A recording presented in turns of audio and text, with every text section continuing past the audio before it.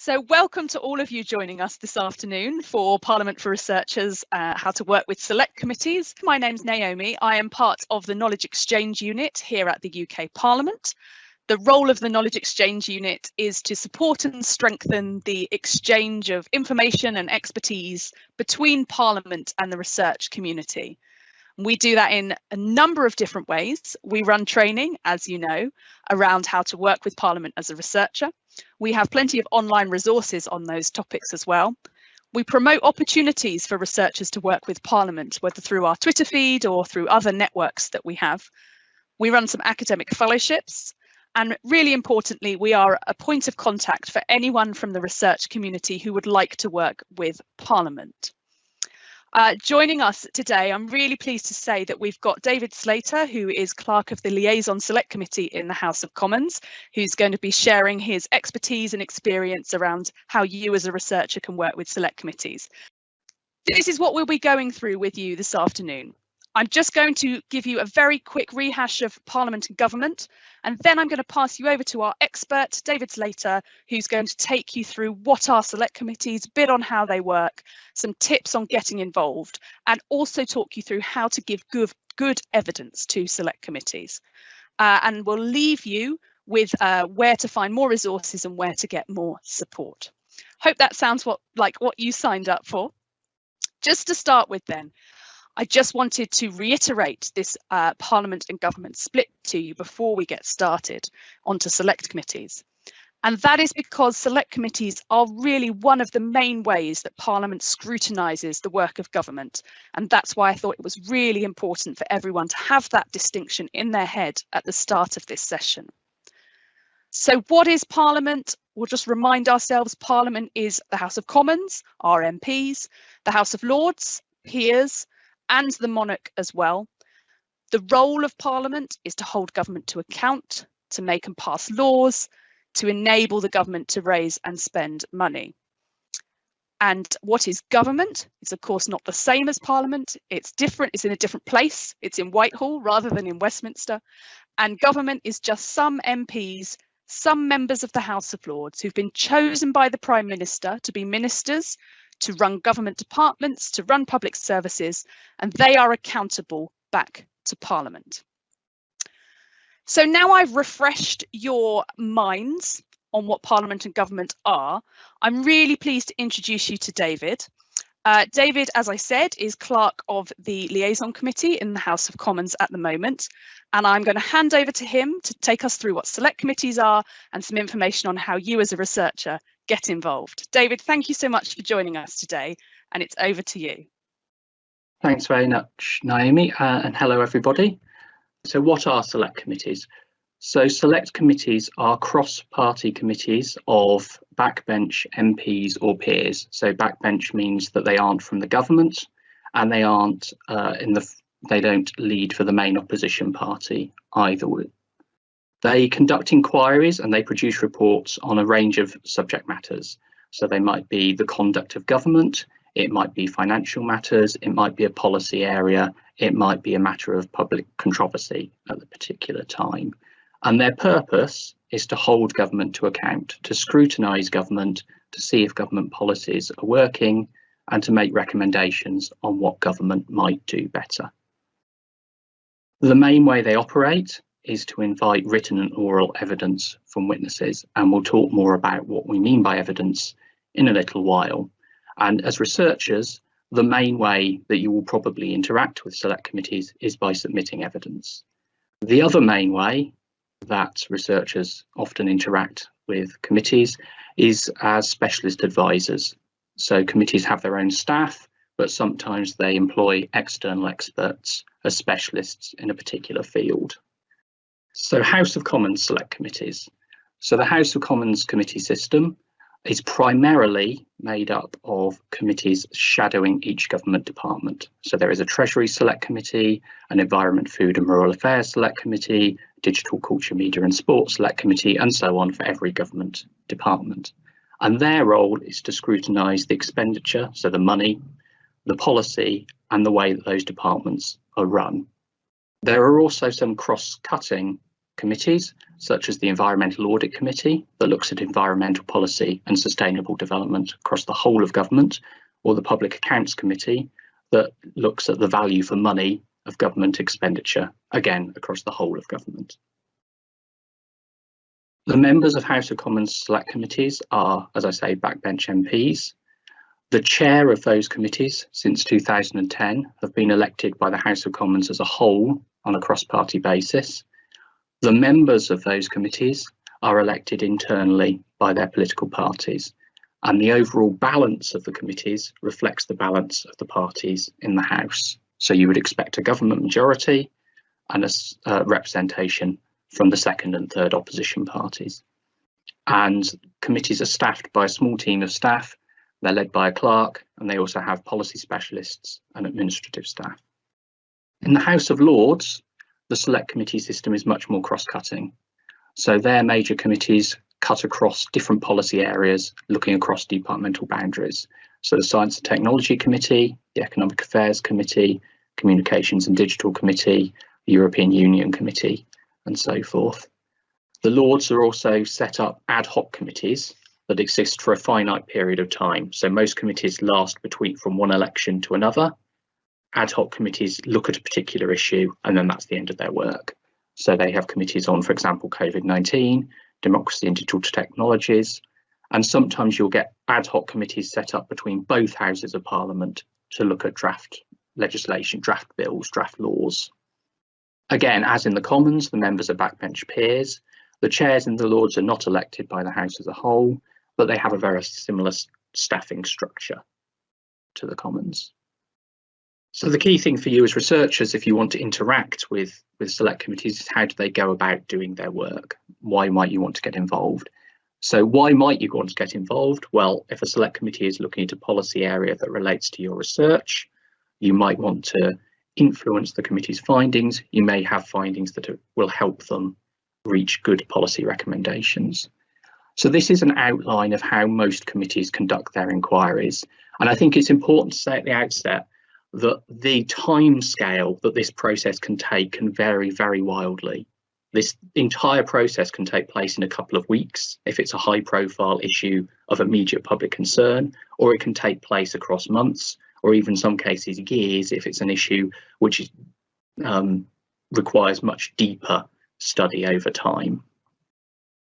But the broad process is that the committee chooses its inquiries, and it has complete reign to choose whatever inquiry it wants within its remit, and it announces a call for evidence. And this is basically a series of questions to the outside world, inviting views on issues that the committee feels are particularly important to their inquiry. So, for example, an inquiry into online regulation of online companies might ask questions about how do we prevent harmful speech online. It might ask questions about how do we increase access to online facilities for people who have poor access to broadband, for example. There's a deadline to respond to that. In response to that call for evidence, people will submit written evidence, and we'll talk more about that in a bit. Then the committee will generally move on to take all evidence. So that's hearings. And if you've come across select committees before, that's probably what you think of. You think of the Prime Minister appearing before the committee I work for, the Liaison Committee, or Mike Ashley appearing before the Business Committee, or the Chancellor before the Treasury Committee. That's probably the first thing you think of. Hearings with members asking questions in a Q&A format of what we call witnesses. Committees sometimes undertake visits. At the moment, obviously, that's somewhat impractical, but they may also undertake visits to see areas that are of relevance to what they're looking at, and sometimes they will commission relevant research. Once they've taken all the evidence they want, they'll talk about their conclusions. They will often draft and agree and publish a report setting out recommendations to government, or they may decide to continue the issue through correspondence, or decide to take the work forward in another way. If they've published a report, the government has 2 months in which they are obliged to respond to that report and respond to the recommendations made in it. That may not be the end of the process. The committee might apply for a debate in whichever House of Parliament they are in on their report, They might decide to do follow-up correspondence, they might decide to do follow-up reports. But that overall is the broad outline of an inquiry. And for you as researchers, the key place is to get involved, primarily the written evidence stage, potentially leading to the oral evidence stage. So how might you know what committees are up to?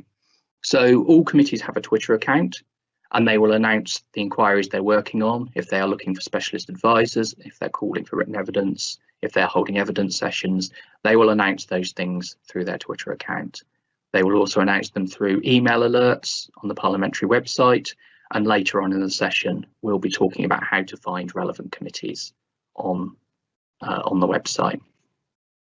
I've mentioned submitting evidence. I'll go back to that again shortly after the first round of questions. And I've mentioned applying to be a specialist advisor. So specialist advisors they're not full-time roles. So they are flexible roles designed to be done around other commitments. And for the most part, specialist advisors tend to be academics, or sometimes practitioners, or sometimes retired civil servants in a field. And another option is to offer to host a visit for a committee if you're working in an area where actually seeing the research being done up close is really valuable. So what's in it for you and what's in it for them? So what does academic research and researchers' output provide to committees? Well, expertise is clearly the first aspect. You know, we know researchers have a depth of knowledge into the issues that committees are looking at that you know is difficult to find elsewhere outside academic institutions. The second is objectivity. So one of the really valuable things for good academic evidence is taking a step back from the various interest groups that might be involved in an inquiry and saying, what is the actual factual evidence here on this particular subject? So committees, you know, as you can imagine, many people have interests in the output of select committee inquiries, and that's perfectly sensible.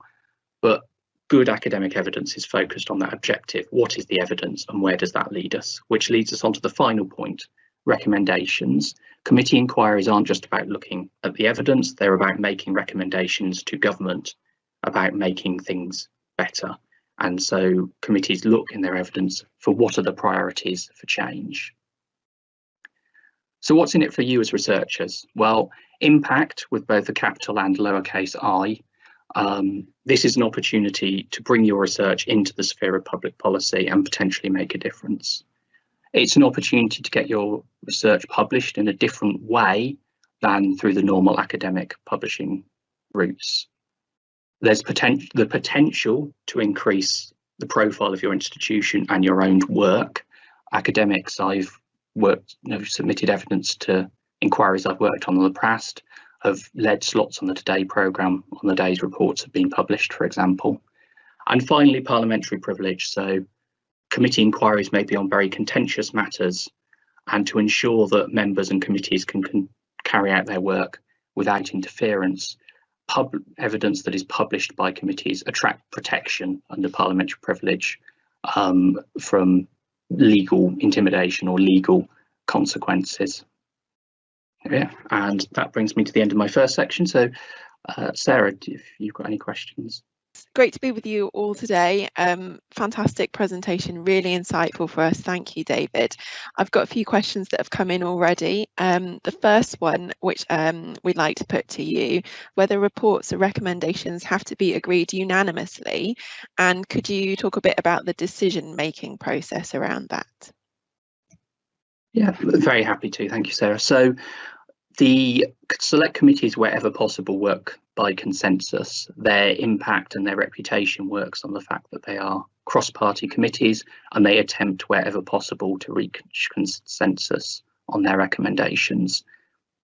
Where that is not possible, there is a formal decision-making process in the committee whereby a member of the committee can propose text to be considered. Other members can propose amendments, and the committee can, if necessary, vote to decide what the final outcome is.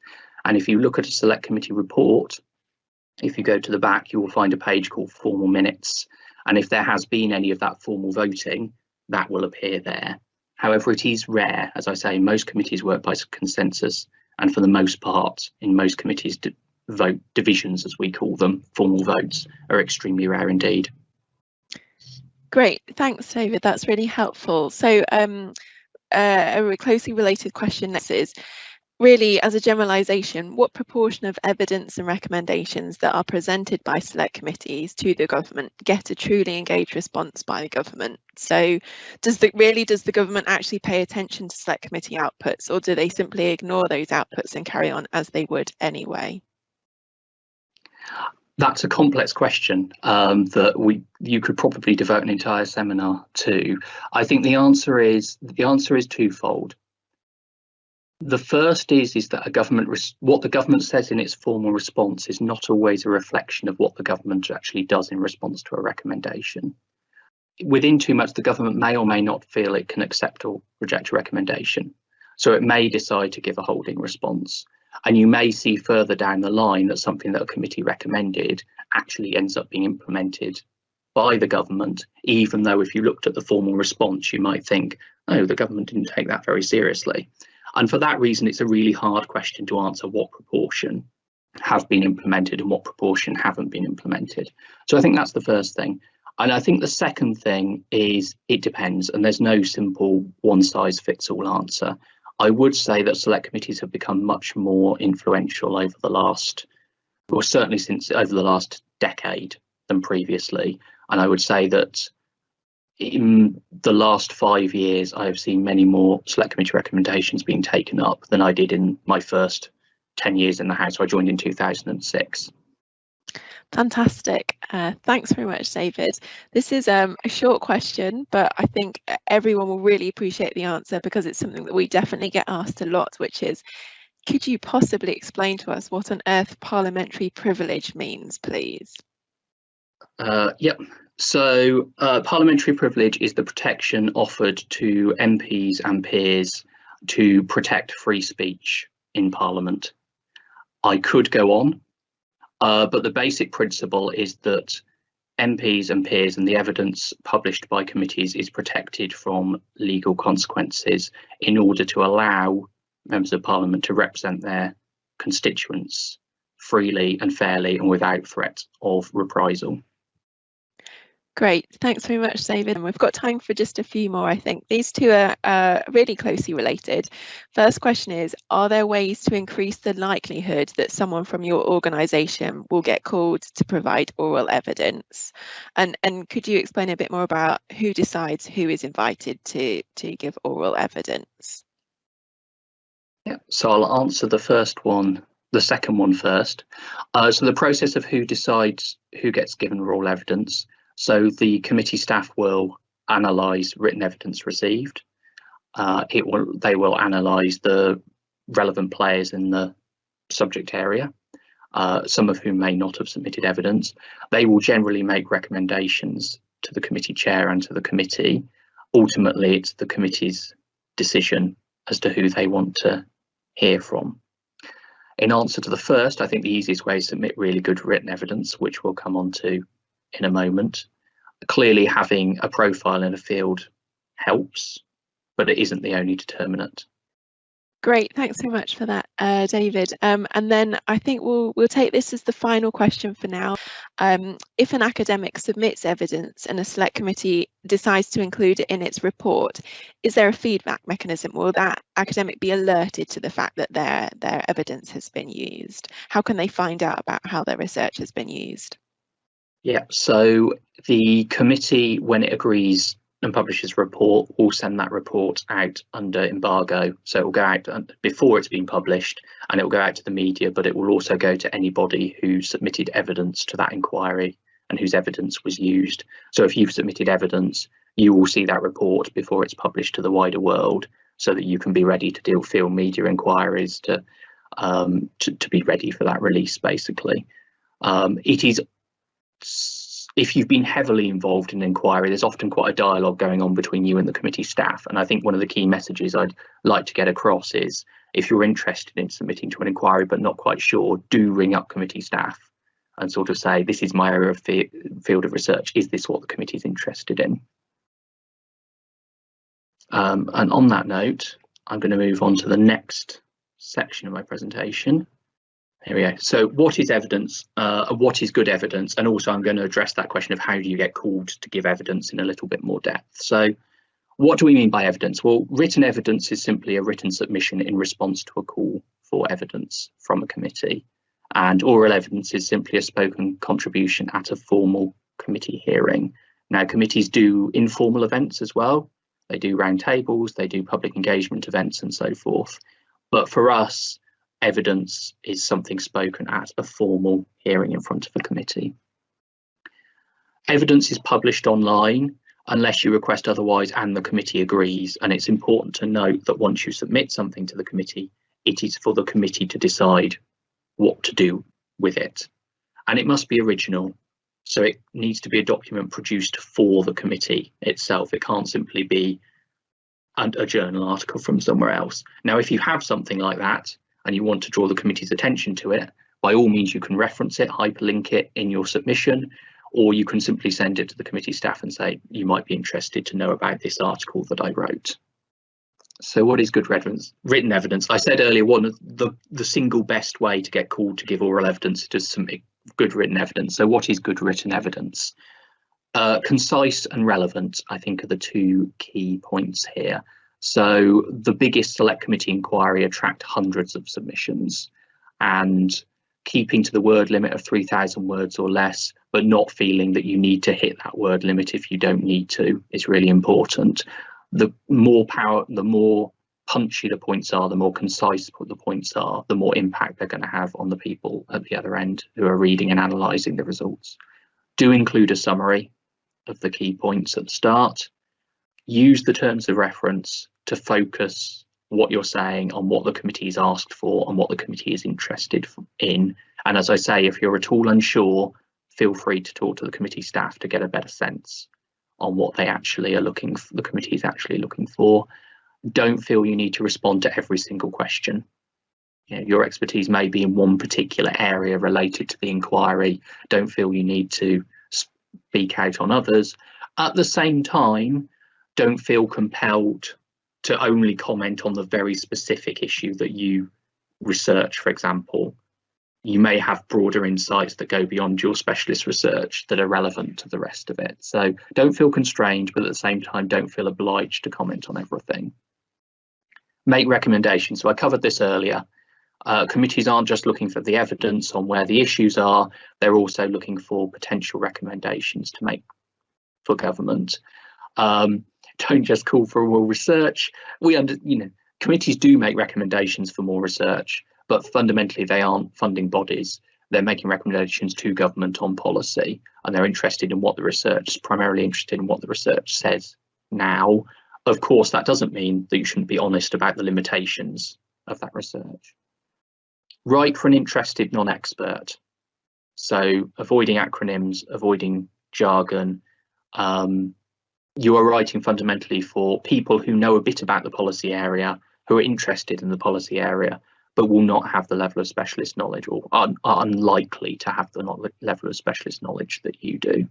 And the final one is remember that you're writing for a political environment, and that some of the terminology used may have meanings in a political context that you may wish to try and avoid. Try to make it, you want it to appear objective. So what is good oral evidence? Just to add about in terms of how to getting called for oral evidence, I think the other thing I would say is following the policy debate and being engaged with the policy debate in other ways. So I won't talk, there are things like all party parliamentary groups, things like that. If you're involved on multiple levels and you have a profile amongst MPs and peers and they know your name, that is also something that helps when they're thinking about who to choose to call. What's good oral evidence? Be concise and relevant, again. Sticking to the question you've been asked and not feeling you have to answer every single question are two quite good pieces of advice. Be engaging. So MPs, particularly MPs, are interested in hearing how this affects real people, their constituents, people who are influenced by government policy. So talking in terms of real concrete effects on real people or real things, rather than talking in the abstract, is really powerful when talking to a committee. highlighting your calls for action, highlighting them in the context of the evidence, and prioritising them. Committees may not be able to recommend absolutely everything, so what's the most important? Showing respect for members of the committee, of course, and feel free to follow up in writing. There's no problem saying that's a really difficult question to answer now, I'll need to get back to you, or I need to check that, or I need to consult with my colleague whose area of expertise this is. So those are the key tips for good oral evidence and written evidence. And another round of questions? Yeah, that's great. Thanks so much for that, David. Again, that was really, really helpful and great to have those clear tips and pointers in how it's helpful for academics to shape and communicate their findings. I've had some more questions. The first one is, are members of the committee expected to read written responses in full, or are they presented with a summary by the committee staff? So the answer is both. They have them all in full, and they will have summary and briefing from the committee staff, and it's a personal decision on which they choose to do. Great, thank you. Next question, which I think is a point of clarification. I think it's when you were talking about original publication. So you said that a submission needs to be original. So in terms of original evidence submission, do you mean the written words or the findings? They say, for example, I've published the results of my research in an academic journal. If I rewrite my findings in a way the Select Committee would understand and reference my published journal article, would that still be considered original? Yes, it absolutely would. Yes, to be clear, original in this context means something that is written specifically for the committee, and the vast majority of academic evidence is precisely that. It's research findings that have been published elsewhere, written in a way that's accessible for a policy audience. Fantastic, thank you.